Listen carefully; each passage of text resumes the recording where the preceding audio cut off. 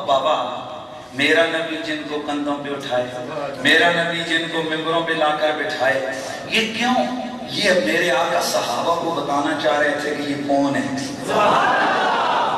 یہ کون ہے۔ اب دیکھتے ہیں کہ صحابہ نے ان کی عزتیں کی، یہ میری آج کی دلیل، وہ صحابہ نے ان کی عزتیں کی، ان کی بکت اور کمال کو سمجھا، یا انہوں نے باقیوں کی طرح ان کو عام زمرے میں ان کو شامل رکھا؟ آئیے، ساری دنیا کی بیعتوں کی انگلیاں میرے مولا عمر کی طرف اٹھتی ہیں، آؤ اسی فاروق اعظم کے دربار پہ لے کے چلتے ہیں اور بتاتے ہیں کہ اے عمر تو بتا کہ حسنین کون ہے، میرے آقا حسین کون ہے۔ اللہ اکبر۔ آئیے جی، سیر اعلام النبلا، نام ہی بڑی بلا ہے، سیر اعلام النبلا نام ہی بڑی بلا ہے، جلد نمبر 3 پیج نمبر 285۔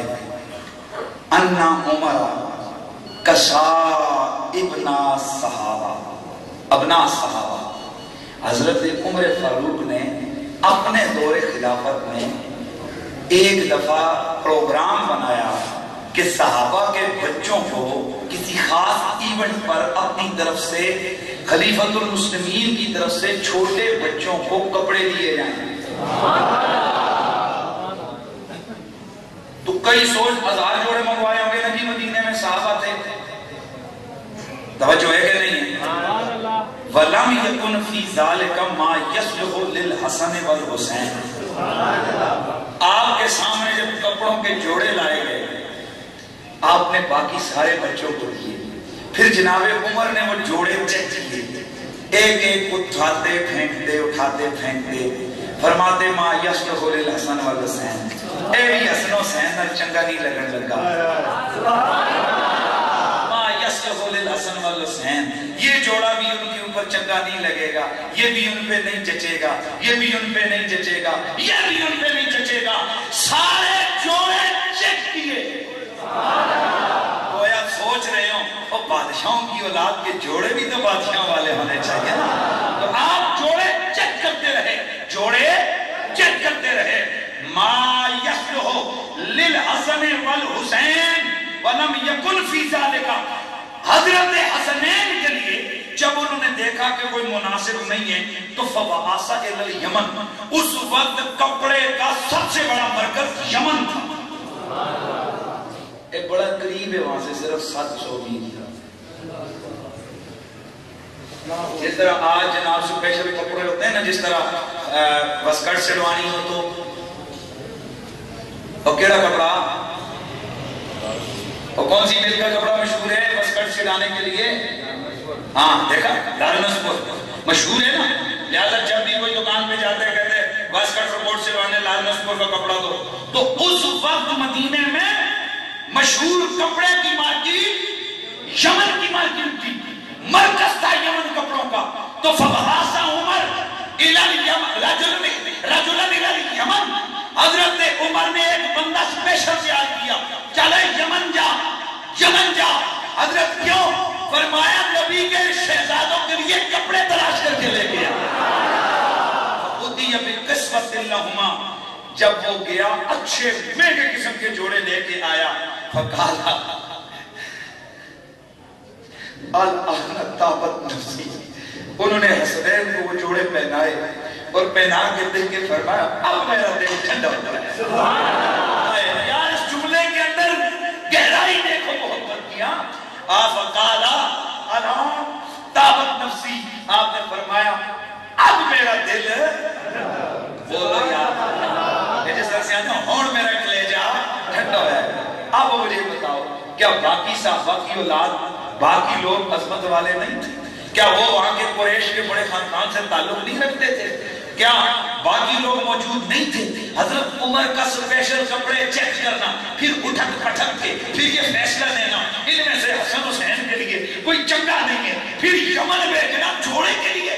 اور یہ عمر وہ ہے جو ایک ایک پیسے کا حساب رکھنے والا ہے، ایک ایک روپے پہ بڑے بڑے عمال کو اپنے عہدے سے برطرف کر دیتے ہیں۔ حضرت عمر، اے عمر تمہاری ایک طرف تو تو نظام نظم و نسق کے حکومت میں اس قدر گرپ ہے کہ ایک ایک درہم پہ تم پکڑتے ہو. اور یہاں معاملہ اور ہے, یہاں صرف 2 کپڑوں کے جوڑوں کے لیے یمن کی طرف بندہ بھیج رہے ہو. آخر وہ رستے میں جائے گا, سواری کا خرچہ آئے گا, کھانے پینے کا آئے گا, کپڑے لانے کا آئے گا. یہ کیا ہے؟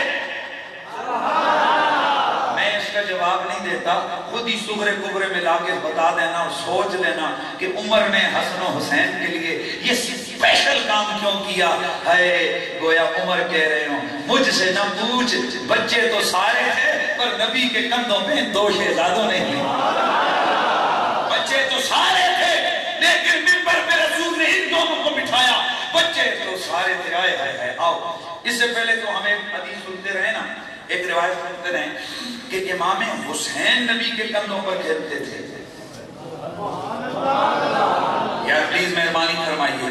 لیکن البانی صاحب نے سلسلہ الصحیحہ میں امام نسائی سے ایک حدیث پاک روایت کی ہے کہ صرف امام حسین نہیں تھے, امام حسن بھی تھے جو میرے نبی کے کندھوں پہ کھیلا کرتے تھے. کانا رسول اللہ یصلی, سرکار نماز پڑھ رہے تھے, سرکار نماز پڑھ رہے تھے. والحسن والحسین یلمان ویقعدان علی ظہری, حضور نماز پڑھ رہے تھے. توجہ ہے, یہ کچھ فرض نہیں ہوگی, شاید ویسے کوئی نفلی ہو یا ہو. پاس صحابہ موجود تھے, سرکار نماز پڑھ رہے ہیں, حسن حسین کھیل رہے ہیں. ویقعدان علی ظہری, اور دونوں جب حضور سجدے میں جاتے تو یہ دونوں حضور کے کندھوں پہ سوار ہوتے, یہ دونوں نبی کی کمر پہ چڑھ جاتے, یہ آقا کی پشت پہ سوار ہوتے جیسے چھوٹے بچے کرتے ہیں. تو فَأَخَذَ الْمُسْلِمُونَ يُمِيتُونَهُمَا, یہ روایت میں کم از کم پہلی دفعہ بیان کر رہا ہوں. فَأَخَذَ الْمُسْلِمُونَ يُمِيتُونَهُمَا, صحابہ ان کو پکڑ پکڑ کے بٹھاتے. شہزادوں بیٹھو, سرکار نماز پڑھ رہے ہیں. شہزادوں بیٹھو, سرکار نماز پڑھ رہے ہیں. فَلَمَّا انصَرَفَ, جب حضور نے سلام پھیرا, کہلا ضرورہما بِأَبِي وَأُمِّی من احبنی فلیحب ھذین. میرے آقا نے فرمایا وہ ان کو چھوڑو, ان کو کھیلنے دیا کرو, ان کو میری پشت پہ چڑھنے دیا کرو. میں پڑھ نماز رہا ہوں, انہیں سواریاں کر لینے دیا کرو. چھوڑ دو بے ابی و امی, میرے ماں باپ قربان ہو ان پر.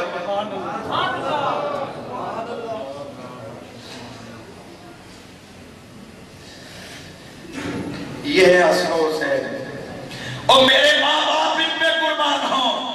من احبنی فلیحب ھذین, اور جو مجھ سے پیار کرتا ہے اس کے لیے لازم ہے کہ ان سے بھی کو پیار کرے. اب آگے بڑھیے, آگے بڑھیے, آگے بڑھیے. سنن نسائی کے اندر یہ حدیث پاک موجود ہے, اور یہ حدیث کیا ہے؟ حضرت شداد رضی اللہ تعالی عنہ آپ فرماتے ہیں کہ ایک دن فرض نماز ہو رہی تھی, جماعت ہو رہی تھی, آقا سجدے میں تھے اور ہم سارے بھی نماز کے اندر تھے, تو بڑا لمبا طویل سجدہ ہو گیا. فرفعت راسی, نماز کے دوران مجھے خیال آیا اتنا لمبا سجدہ آقا نے کبھی نہیں فرمایا. مبادا کہیں آقا کی روح مبارک پرواز وہ نہیں کر گئی. فرماتے ہیں یہ خیال آنا تھا, اس خیال نے مجھے اتنا بے قرار کیا. فرفعت راسی, میں نے نماز کے دوران اچانک اپنا سر اٹھا کر آقا کی طرف دیکھا تو کیا دیکھتا ہوں, وَإِذَا الصَّبِيُّ عَلَى ظَهْرِ رَسُولِ اللَّهِ. تو میں نے کیا دیکھا کہ ایک بچہ حضور کی پشت پہ سوار ہے, وَهُوَ سَاجِدٌ, آقا سجدے میں, بچہ ان کی پشت پر بیٹھا ہے. اللہ اکبر.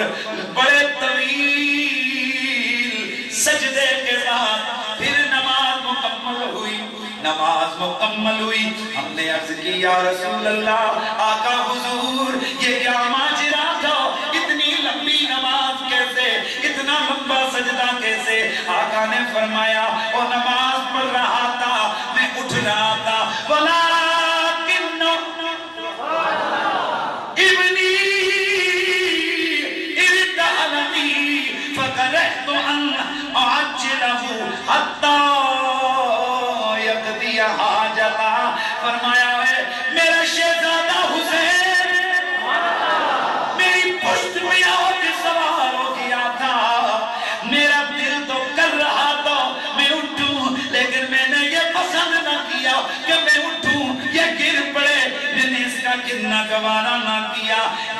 تک کہ جب یہ خود ہی سیر ہو گیا، جب شوق پورا ہو گیا، میری پشت سے اترا، تب میں نے اپنا سر سجدے سے اٹھایا ہے۔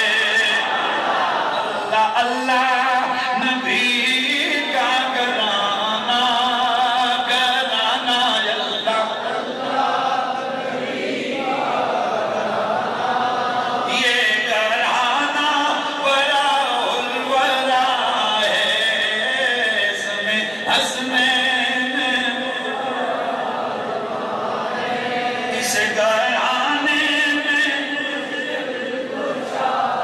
ایسے گرانے میں مشکل کشا ہے۔ اے عمر، اوروں کے مقابلے میں حسنین کو اتنا پروٹوکول کیوں؟ تو کوئی جواب آتا ہے، اور زندگی ساری نبی کو دیکھتے رہے، کوئی انہیں احترام دیتے رہے ہمیں سمجھانے کے لیے، تو پھر ہم کون ہیں جو ان کا احترام نہ کریں؟ توجہ ہے کہ نہیں؟ آگے بڑھتے ہیں، ایک اور روایت سنو۔ الاصابہ مشہور کتاب ہے آلات صحابہ پر، جلد 9 پیج 69 سند صحیح، پیج 69 سند صحیح۔ حضرت امام حسین خود اس حدیث کے راوی ہیں، حضرت امام حسین خود اس حدیث کے راوی ہیں۔ ہائے میں صدقے جاؤں اس یزیدی قوم پر، صدقے اے وہ والا صدقے، سمجھ آ گئی اسی کو؟ صدقے سے مراد میں انہیں لعنت کیوں نہ بھیجوں کہ جنہوں نے یہ جناب بکواسات لکھے ہیں کہ حسن امام حسین نے کل 8 حدیثیں یاد کی تھی اور امام حسن نے کل 13 حدیثیں یاد کی تھی۔ لا حول ولا قوت الا باللہ العلی العظیم۔ اور بڑا کمال ہے، میں حوالہ صرف دے رہا ہوں، اصحاب پیغمبر کے حالات پر مبنی مولانا زکریا صاحب کی کتاب ہے، اس میں وہ یہ روایتیں لکھتے ہیں نا کہ امام حسن کو کتنی 13 حدیثیں یاد تھیں اور حضرت حسین کو 8۔ آگے لکھتے ہیں، میرے ابا جی بڑے ہوشیار تھے، جب انہوں نے دودھ چھڑایا تو اس وقت ان کو پاؤ سپارہ یاد ہو گیا تھا۔ دودھ چھڑانے کی عمر میں پاؤ سپارہ، اور 6 سال کی عمر میں میرے ابے جان کو پورا قرآن بھی حفظ ہو گیا تھا، کریمہ نامے فلانی فلانی کتاب بھی انہوں نے استادوں سے پڑھ لی تھی۔ میں کہا حیرانگی ہوتی ہے کہ آپ کے ابا جی 6 سال کی عمر میں قرآن یاد کر سکتے ہیں، اور نبی کی گود میں پلنے والے جن کو لحاف دہن میرا رسول بھٹی کے طور پر پھیلا رہا ہے، کیا ان کو ظالموں صرف 10 یا 8 یا 6 یا 10 یا 13 حدیثیں یاد ہو سکتی ہیں؟ تمہارے باپ کو 2 سال کی عمر میں جب دودھ چھڑائے تو پاؤ سپارہ قرآن کا یاد ہو جائے، حفظ ہو جائے، اور ان کو صرف 13 حدیثیں یاد ہیں پورے 8-9 سالوں کے اندر جو میرے رسول کی گود میں، حالانکہ دن حضور کے پاس، رات حضور کے پاس۔ اور حیرانگی ہوتی ہے جب بڑے بڑے پیروں کی کرامتیں بیان کرتے ہیں کہ فلانے پیر صاحب کی کرامت تھی، انہوں نے جناب 3 سال کی عمر میں قرآن حفظ کر لیا تھا، اور تمہارا پیر، تمہارا استاد 3 سال کی عمر میں قرآن حفظ کر لے، اور رسول کا شہزادہ، زہرا کا پتر، علی کا لخت جگر، کیا وہ 10-12 حدیثیں صرف یاد کر سکتا ہے؟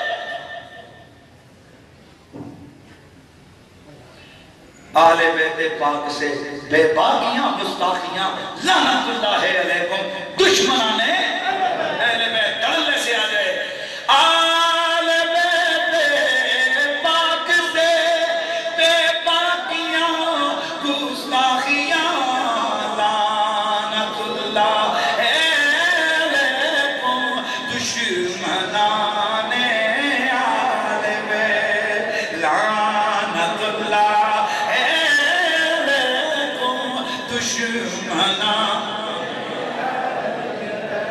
جناب امام حسین علیہ السلام خود اس حدیث پاک کو روایت فرماتے ہیں، خود یہ روایت بیان کرتے ہیں، فرماتے ہیں کہ ایک دن حضرت عمر خطبہ دے رہے تھے، میں مسجد میں گیا، میں نے ان سے کہا، میں ممبر پہ چڑھ گیا، میں نے کہا اترو عمر میرے باپ کے ممبر سے۔ دیکھنے ذرا اور غور کرنا ہے سارے لوگوں نے کہ کیا کمال ہے میرے رسول کی حال کا اور صحابہ کا انداز طرز عمل کیا ہے۔ ادھرو حسین میرے بابا کے ممبر سے، فرماتے ہیں کہ انہوں نے کوئی برا نہیں منایا، کوئی غصہ نہیں کیا، بلکہ مجھے شفقت سے پکڑ کے ساتھ منبر میں بٹھا لیا اور ایک جملہ بولا، فرمایا ہاں حسین، وہ منبر تو تیرے ہی نانے کا ہے، وہ میرے باپ کا تو کوئی منبر نہ تھا۔ فرماتے ہیں کہ میرے ہاتھ میں کنکریاں تھیں، میں ان سے کھیلنے لگا۔ اب ادھر جو ہے نا یزیدی خارجی انہوں نے ترجمہ کیا کہ جناب حضرت حسین بٹے مارن لگ گئے۔ وہی ہوتا نہیں ہے کہ چھوٹے بچوں کے ہاتھ میں خوبصورت سے چھوٹے چھوٹے پتھر ہو تو کھیلتے رہتے، کہتے ہیں میرے ہاتھ میں ہوتے ان کے ساتھ کھیل رہا تھا۔ فرماتے ہیں کہ یہاں تک کہ انہوں نے خطبہ پورا کیا، نیچے اترے، میں بھی اتر آیا، پھر میرا ہاتھ پکڑا، مجھے اپنے گھر لے گئے اور مجھے گھر جا کے فرمایا سچ بتا تجھے کس نے کہا ہے کہ تو اس طرح کا کام کر؟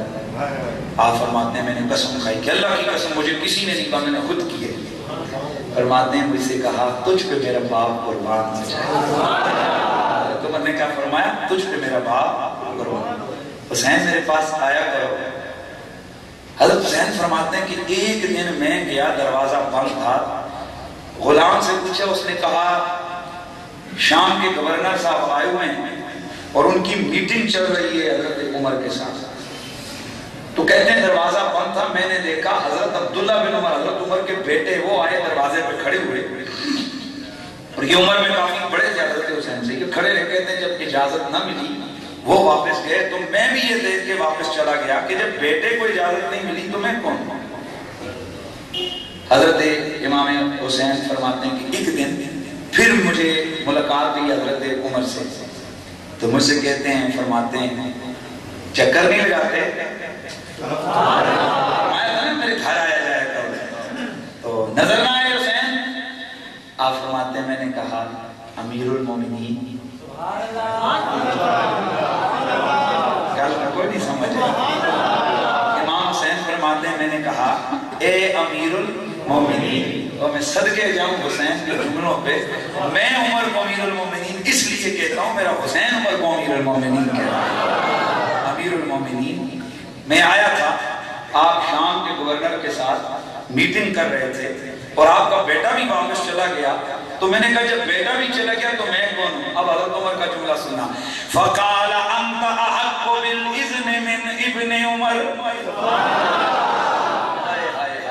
یہ آپ کو ترجمہ آتا ہوتا تو آپ اتنا چیخ کے سبحان اللہ بولتے کہ مسجد سر پر اٹھا دیتے۔ ترجمہ کروں گا لیکن پہلے ذرا حق ادا کرو نا۔